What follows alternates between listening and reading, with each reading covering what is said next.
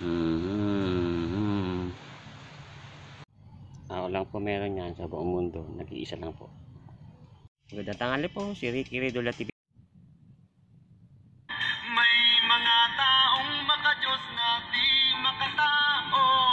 Sila may mga taong makadiyos na di makatao. Sila pinupuri pa ngamin sa'y pinararangalan. Kung umasta sila ang linis ng pangalan. Diyos di natutulog, nakabantay siya sa inyo. Ako'y may kakilala, maka-Diyos daw talaga. Halos lagpas na sa langit, sa kabanalan daw niya. Laging nagdarasal, nakaluhod pa nga minsan. Ngunit kanyang budhi nababalutan ng itim na gawa. May mga taong maka-Diyos na di makatao. Sila pero habang maaga pa ay mahalinahin si Kristo. Totoo ang impyerno. Walang natakot ang pagkit sa impyerno. Mahalinahin si Kristo.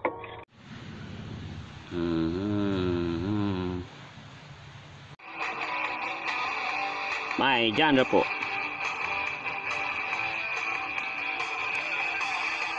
Ang people kapag walang imo na prapraning, di alam ang gagawin. Tatawag sa Panginoong Diyos. Pray dito, pray doon. O Panginoong Diyos ko, please help me po. Please help me po.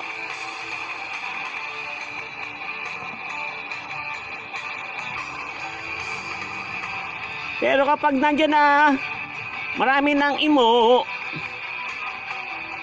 wala na ang Panginoong Diyos, paano nalunod na sa Diyos ang imo? Imo na ang sinasamba, imo na diba? Bakit ang imo ay may pandok? Bakit ang pandok walang imo?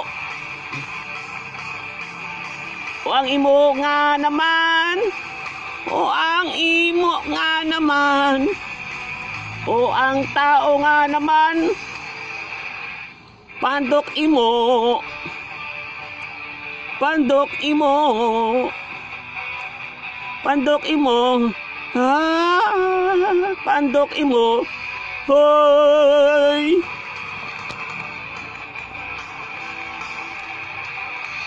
O ang tao kapag walang imo na papraning,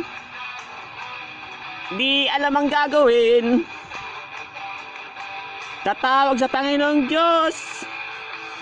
Samba dito, samba doon. O Panginoong Diyos ko, please help me po. Oh,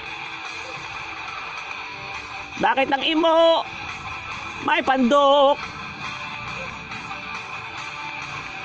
Bakit ang pandok walang imo?